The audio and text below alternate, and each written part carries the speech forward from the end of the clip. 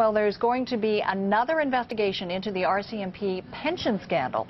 Commissioner William Elliott says he's asked for a review of the initial Ottawa police investigation of the National Force to address concerns that it may not have been independent enough. Elliott also told a parliamentary committee this morning that members are more positive now about the future of the RCMP, and he believes the damage the scandal caused is slowly being repaired. There is certainly some hurt in the organization. I think there is some feeling that that things were done inappropriately, and that has tarnished the reputation of the entire force and tarnished the reputation of all of the men and women that are providing services. They believe that they provide excellent services. I believe that as well, and the suggestion was also made that I should be speaking to Canadians. I have met with a number of our partners and stakeholders. I've met with representatives of provincial governments. I've met with municipal officials. I have met with Aboriginal leaders. And again, no one is saying, either inside the organization or outside the organization, that the organization is perfect. And we do have some serious issues to address. But I think people are quite positive and quite optimistic. I think that the work that we are doing in support of the task force, people are looking on that with some expectations that real change can take place. RCMP Commissioner William Elliott at a meeting of Parliament's Public Accounts Committee.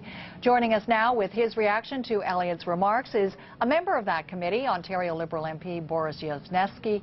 He joins us now in Ottawa. So Borys Wrzesnewskyj, Commissioner Elliott saying as they continue to probe the pension scandal, there now will be a new investigation into an Ottawa police probe into this. How welcome a development and an announcement from Commissioner Elliott is this in your view? Well, in fact, we've had that announcement for a while, and it precedes the current commissioner. It was one of the recommendations of the Brown report. It didn't specify that it would be the OPP. We do have some difficulties with it because perhaps the investigation was prejudiced by Mr. Fantino's commentary. He appears to have had a close relationship with Mr. Zaccardelli, so perhaps the OPP may not be the best choice, but we have what we have. So when you say we have what we have, you have some questions or concerns, but as far as you're concerned, this is a good exercise, and you'll give the OPP the benefit of the doubt in trying to establish a neutral and full investigation here? Yes, that's correct. We certainly hope that the OPP will do the job and complete the job of the Ottawa Police investigation, because that was shut down, from what we've heard, prematurely. It never got into the forensics. It never followed the money of the rigged contracting scheme. And we certainly hope that it won't just look at perhaps some of the human resources issues or just strictly the interviews that were done, that it will continue the work that never got completed. I'm sure you and your colleagues on the committee were interested in hearing from Commissioner Elliott, because this was an occasion to hear from him and get a better sense of his plan to deal with the pension scandal and morale in the police force. His general assessment was that he believes the force is turning the corner and things are going to get better. Based on what you heard from him, based on the challenges that you know exist, are you inclined to agree? No, I'm not. And he said encouraging things. It's all hearsay. People have told him that there's this tremendous turnaround. What he fails to understand is the culture that had developed within the RCMP, what's called a culture of corruption, culture of intimidation.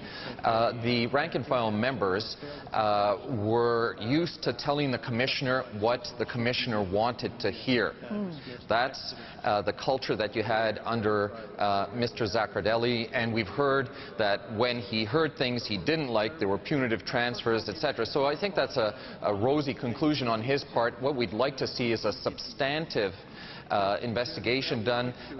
Professor Duxbury in the past has done very substantive investigations into the RCMP, the culture within the RCMP. I think it's high time to do this once again, to get a clear read on what the present circumstances are and how do we move forward.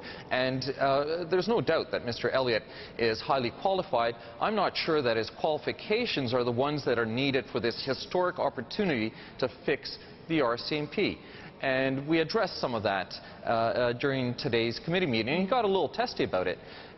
You know, we do know that Mr. Elliott was a chief of staff to Mr. Mazankowski during the Mulroney years, but that's over a decade ago. Let's take a look at most recently what his role was. He was an advisor. He was a liaison between Stockwell Day's office and Zaccardelli's office. Right. And last fall, when things needed to get done, they weren't getting done, and he was the guy who was the liaison.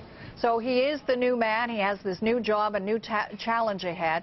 What steps do you think he needs to take in the near future that would convince you that he is the right man for the job? Well, he has a tendency to be secretive. We saw that with his inclination to edit portions of the Arar report. He obviously has those instincts. His whole life has been spent protecting ministers, and most recently, like I said, Prime Minister Harper. Can he overcome that? And this whole business that the Conservative government decided we're going to have a secret task force to look into these issues. How can you have accountability in this sort of culture without openness? It's time that people genuinely felt that they could get off the fence and come forward and provide real evidence and testimony about what needs to be done. Now, I know that you and fellow members of the committee think that the whistleblowers who really shone the light on this problem deserve commendations, and we certainly heard Commissioner Elliott today talking about the hurt that continues to exist within the RCMP. Very briefly, describe the nature and extent of the hurt as you see it within the force. Rank-and-file RCMP officers have displayed incredible fortitude and rectitude in very difficult circumstances. These whistleblowers knew the culture, but they felt they had to stick by their principles and come forward. They knew what the consequences may be during these Zaccardelli years. We know that those very people were constructively dismissed, punitively removed, seconded to other departments, yet they showed tremendous fortitude. They have done a tremendous service for the RCMP and for the Canadian public, and we should be very proud of them. Borys Wrzesnewskyj, thanks very much for joining us today. I appreciate your time. Thank you.